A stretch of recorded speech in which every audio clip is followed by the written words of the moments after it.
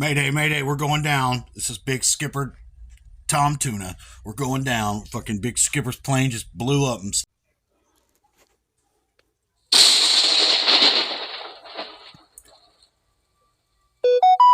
I've never liked these fucking puppies.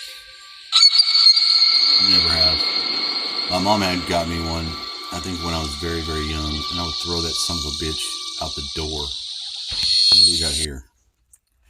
I don't recognize any of these. Oh! Yeah, man. Fucking Zanzibar.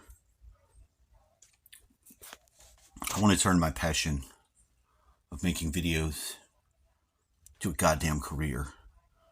But it's not happening for me yet. How you gonna make it happen? I'm gonna make it happen. I want to look with you guys at this. Get that out. New York City, July 1996. Seismologist Dr. Paul Richards and his team at Columbia University make a remarkable announcement. They discovered that while a full rotation of the Earth's surface takes 24 hours, the iron core at the center of our planet actually spins faster. They were measuring the rotation of the core of the Earth in relation to the surface of the Earth. And what they found was that it's not constant. And it leads people to believe that there is a disconnection between the two. Maybe it's not molten rock. It could be open air. So when you put all of that data together, it leaves open the idea, the hypothesis that Earth is hollow. Could there really be vast hollow space beneath the Earth's surface? It sounds crazy. And yet, for thousands of years, the belief has persisted that beneath our feet, there are not just caves and tunnels, but an entire underground world. The idea of the hollow Earth is that we live on a shell and that inside the Earth is a hollow cavity with its own atmosphere, its own animals, and possibly its own inhabitants. The concept of a hollow Earth goes well back before written word. But what do y'all think? I think there's just big ass cavities inside the Earth, and there's probably stuff inside those cavities. I don't know why it would be completely hollow. You know? They have tests where they've shot sonar through the Earth, and it appears to be going through something, you know? So I've always wondered about this. Have pictograms, cave drawings, things that describe either deities coming out of the Earth or man trying to communicate with deities in the Earth. And that's where the idea of a hollow Earth came from. Of all the ancient tales about hollow Earth, perhaps the most intriguing is the one that involves the Garden of Eden.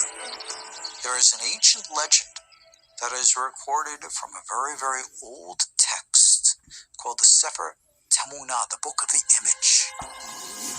The legend tells us that a cave called Machpelah is the doorway to the Garden of Eden, which exists in inner Earth. But here's the interesting question. A garden in a cave doesn't work like that. Gardens have plant life that grows, requires sun. But in inner Earth, there's an inner sun. Could Adam and Eve have lived in a lush paradise deep underground? The incredible notion that people could inhabit subterranean spaces has been embraced not just in ancient times, but also in the modern era.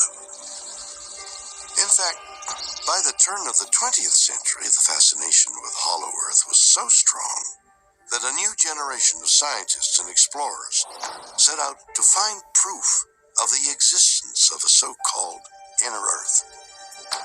Perhaps the most fascinating of those expeditions was led by an American naval officer named Admiral Richard E. Byrd in 1926. Admiral Richard Byrd was a famous... What do you think? Legit? Is it legit?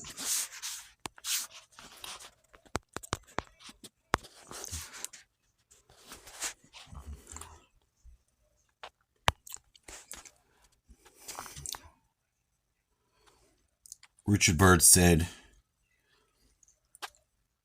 his plane was taken, was flying, something took it over, pulled his ass in, landed it, and he got out and he had a meeting with people. They were not happy with us on the surface. They were not happy. Forgot what he said the name was.